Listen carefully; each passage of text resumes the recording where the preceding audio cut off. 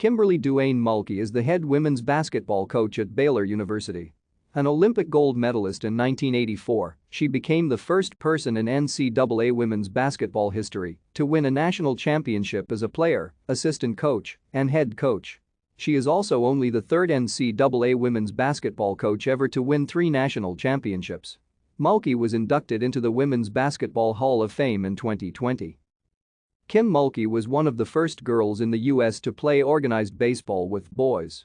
After playing basketball at Nesum Junior High School in Tickfaw, Louisiana, she led her Hammond High School basketball team to 4 consecutive state championships.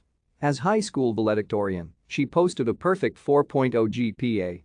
She later achieved high academic honors as an inductee into the College Sports Information Directors of America Academic Hall of Fame for her classroom achievements at Louisiana Tech.